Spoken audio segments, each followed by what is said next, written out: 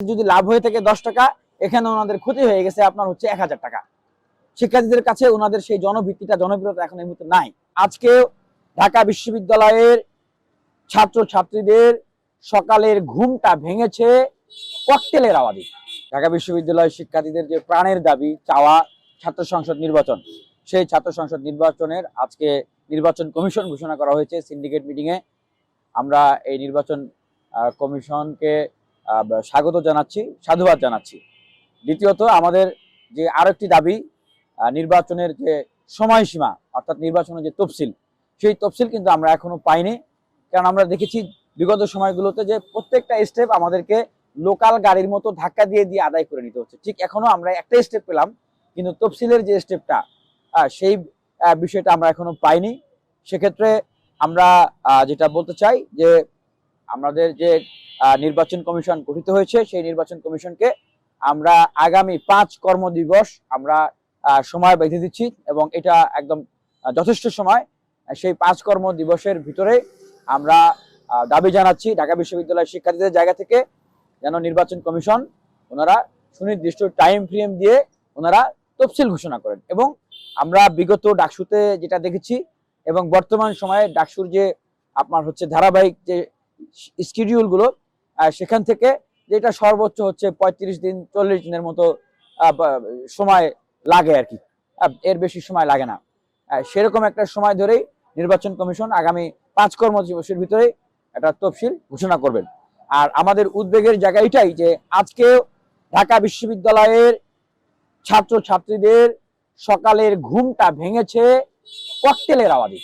আপনি কল্পনা করতে পারেন, মানে বিশ্ববিদ্যালয় ক্যাম্পাসকে অস্থিতিশীল করার জন্য এবং বিশ্ববিদ্যালয় ক্যাম্পাসে নির্বাচনের পরিবেশ নাই এই একটা অজুহাত তৈরি করার জন্য যে গোষ্ঠীটা, যে গ্রুপটা উঠে পড়ে লেগেছে। আপনারা দেখছেন আজকেও যারা মিছিল করেছে যে বিশ্ববিদ্যালয় নিরাপত্তা কোথায়, বিশ্ববিদ্যালয় নিরাপত্তা নাই।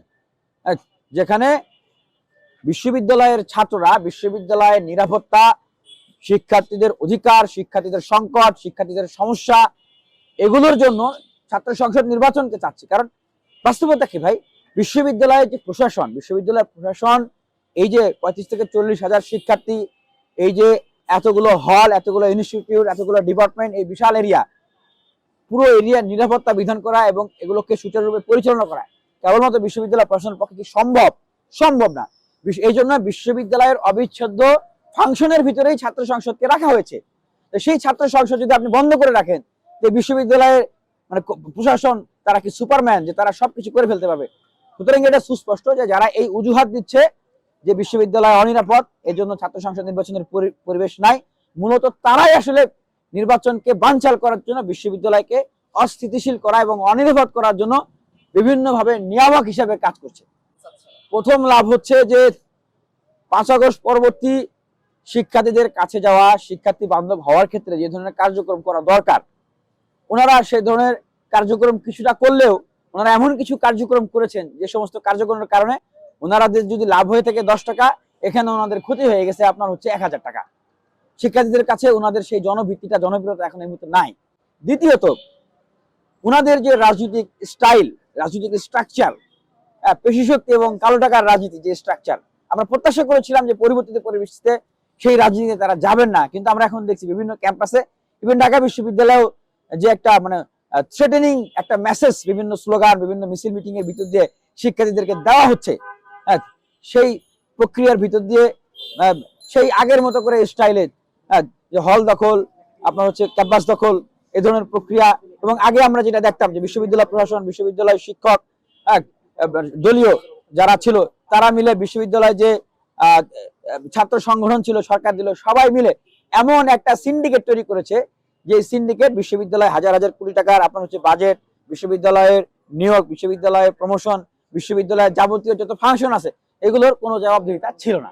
জবাবদিহিহীন ভাবে অন্ধকারে তারা এগুলো করেছে, তারা নিজেদের মতো করে করেছে, ভাগ বাটোয়ারা করেছে।